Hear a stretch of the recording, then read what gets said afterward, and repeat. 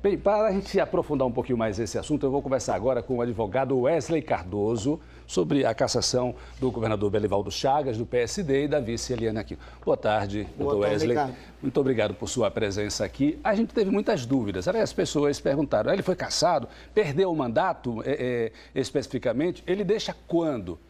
Existe isso, tem um prazo, ele vai recorrer. O que vai acontecer a partir de agora? Pronto. Após a decisão do TRE, caberia os embargos de declaração, que é uma forma de um recurso, né?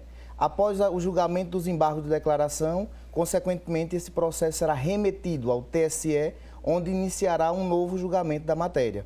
Se distribui a um ministro relator e, consequentemente, se encaminha ao Ministério Público. Esse é o procedimento base. Então, após essa decisão pelo TSE, é que se pode ou não se falar na convocação de uma nova eleição para o Estado de Sergipe. Mas ele perdeu o mandato pela decisão. O mandato de Belivaldo e de Eliane está cassado. Ele perdeu o mandato. O que ocorre é que os efeitos do recurso eleitoral, ele suspende a decisão.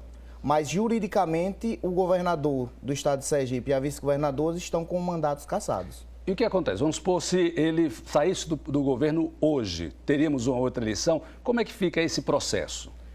Após o julgamento pelo TSE, se esse julgamento ocorrer nos 2 primeiros anos do mandato, no caso até o próximo ano, nesse caso, teríamos uma eleição direta. Então, o povo iria às urnas para escolher um novo governador.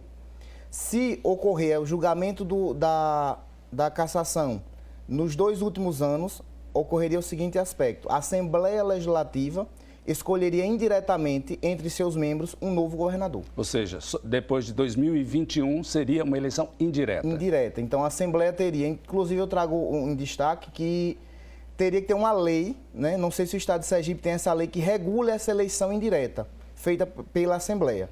Entre os próprios deputados. Entre os próprios deputados. Nesse caso, assume, né, o presidente da Assembleia ou o presidente do Tribunal de Justiça. A ordem de sucessão é essa. Certo. Tem mais uma situação que a legislação, a Constituição Estadual traz.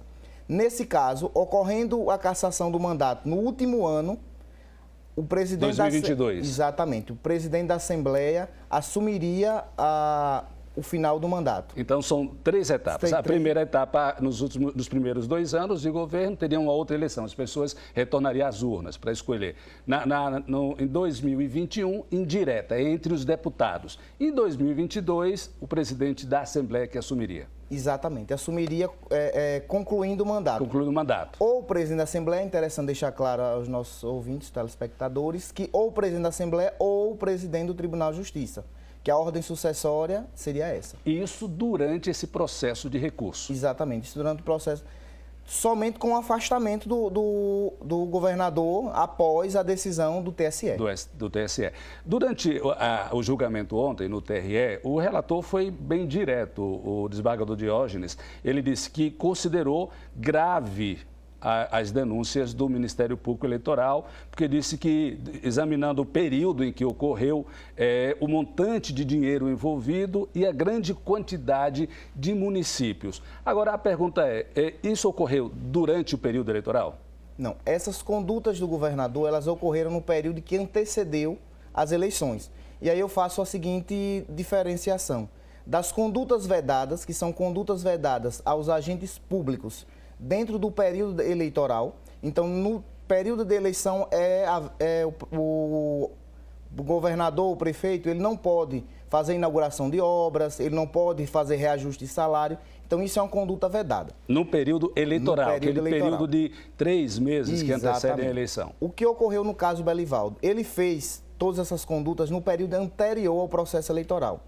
Todavia, se observou uma intensificação dessas condutas.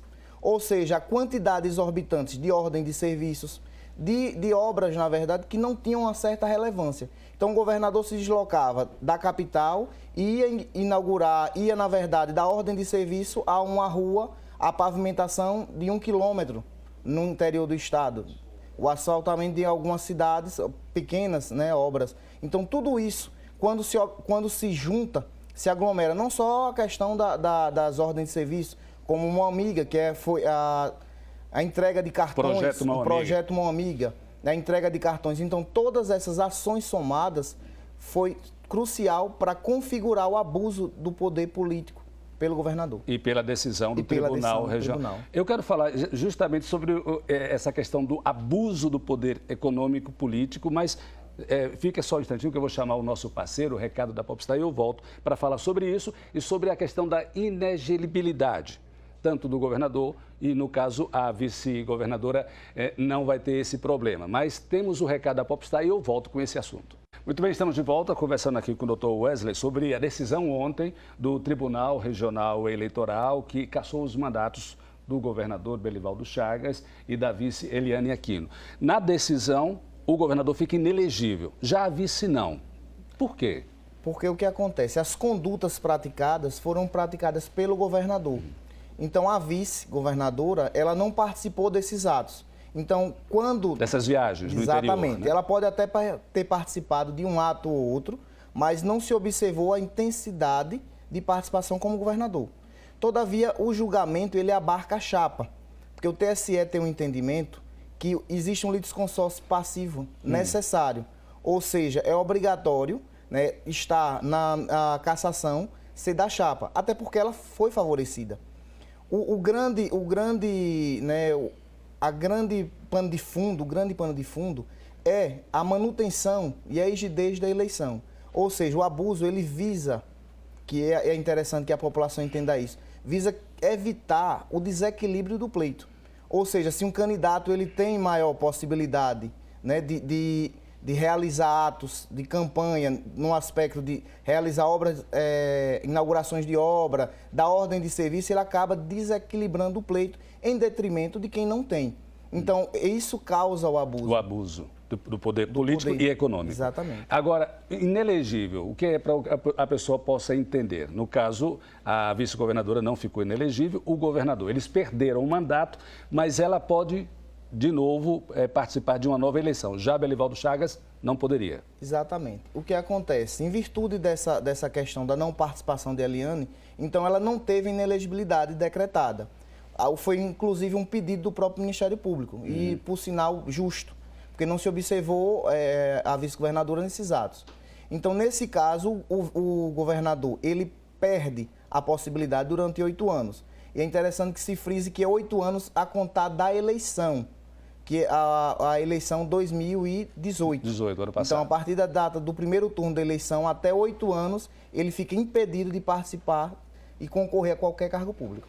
Bem, eu conversei aqui com o Dr. Wesley, eu posso dizer que é advogado da área eleitoral? Exatamente. E ele trouxe, na verdade, veio trazer, assim, abrir a nossa mente com relação ao que vai acontecer a partir de agora com a decisão ontem do Tribunal Regional Eleitoral. Muito obrigado, boa tarde. Obrigado, Ricardo, boa tarde. Nós procuramos também mais saber do governador do Estado, com a Secretaria de Comunicação, a informação é que ele está em Brasília hoje durante todo o dia, vai se reunir com o presidente, governadores e o presidente do Senado, e há a possibilidade também, essa informação não é da Secretaria de Comunicação, mas uma informação que nós obtivemos, que ele poderá se reunir também